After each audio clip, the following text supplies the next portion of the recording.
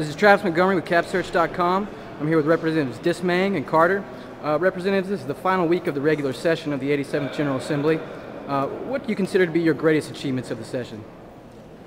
I mean, I would say as far as bill-wise, it was probably House Bill 1563, which got out of it was the exemption for active military duty pay, which we pushed it out of committee and got it off the House floor and pulled it down in the Senate. And while I don't know that that was so much of what we ultimately wanted, I think it was a successful bill in that, and kind of we'll get some momentum in the next legislative session if I'm able to come back.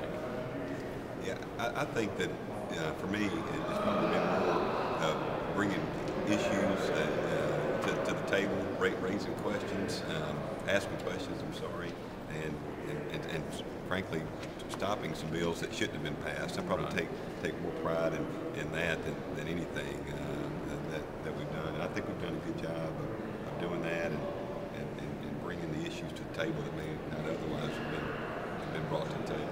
And what are your thoughts generally as you complete your first regular session as a legislator? I mean, it's been a good run. I mean, I made a lot of good. There's a lot of good people here. Respect everybody here. But you know, it's been a good run. I mean, I'm proud to be here. More out, ready to go home.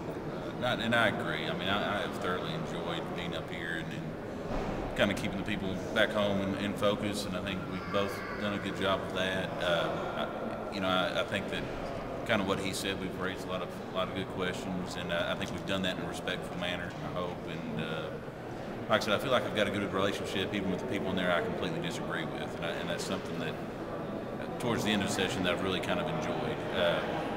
Like I said, I feel like it's been a successful session as a whole body for the state of Arkansas, and look forward to, if I'm able to, coming back. And what are your goals and objectives for the remainder of your legislative term? Today and tomorrow? I mean, are this session or in general? Forward-looking in the future. Well, I mean, that's a big question. I mean, I think just to stay focused and represent our constituents and have it the best way that we can. And I think Jonathan and my constituents are conservatives, and they want us to represent their views, and by golly, that's what we're going to do. So that's my goal. We got budget coming up next year, and knowledge is king, and devil in the details, and we plan on knowing the details. So. And I'm not sure as far as this term. I mean, if I could even better say that. So I agree. I mean, budget's going to be extremely interesting. No one's really going to know how this is going to go. This is the first time we're going to do it, which is interesting because it's our first term too. So I think it'll be interesting. We'll just have to keep the focus. And one final question. How do you see the race for the next Speaker of the House shaping up? I'm going to punt on that. I'm not going to tell you.